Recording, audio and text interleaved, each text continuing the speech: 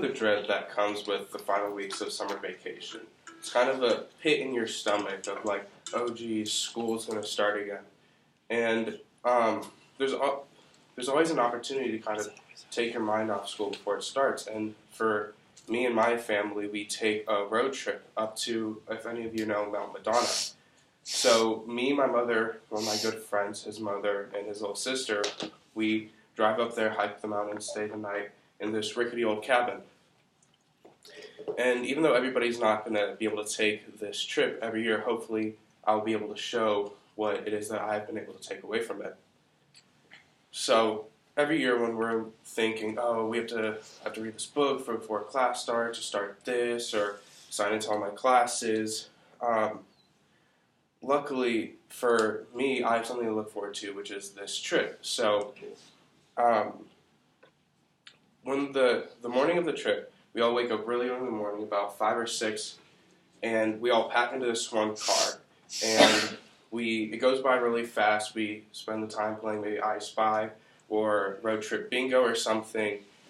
We take a little break at this really good Mexican restaurant about halfway, and then eventually we get there. Then we look at the mountain. There's always this feeling like, oh God, I'm already aching again. It's like regret, like, oh, can we go back? But we hike up the mountain.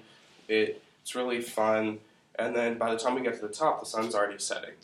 And despite this, the best part of the day is still yet to come. So me and my friend, we go off by ourselves, doing whatever it is we want. Despite there being no cellular connection, we still have a really great time to spend with each other. We laugh, we joke around a lot, we play some horseshoe, maybe go hiking a little bit more, rush around the bushes trying to find some snakes or little bugs and critters and stuff. And eventually it's time for us to go to sleep, maybe like 3 or 4 in the morning.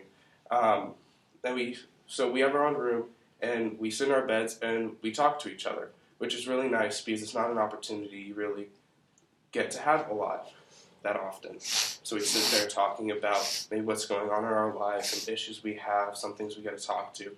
And it's really kind of this cathartic moment that you don't always get the opportunity to see a lot, which is really nice.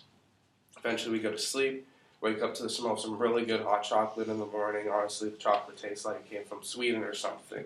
Best hot chocolate ever. We have breakfast, we hike back down the mountain. It goes by really fast. It's kind of a sad moment, but we're still enjoying ourselves. Eventually we get to the car, we drive back home, and we're all back in our houses, kind of being in the same place as we were before. And what's different about this trip is that even though we are sad at the end that the trip is over, we're still really excited knowing that we have next year to come again.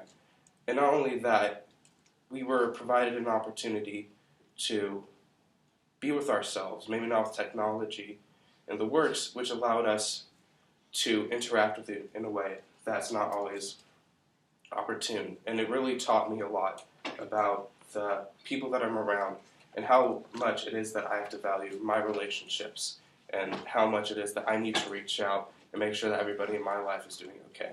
And while not all of us are going to be able to be presented with these moments, hopefully a lot of you, before something big or stressful is coming up in your life, will be able to take a moment for yourself, sit down and sort through your thoughts and about how life's going.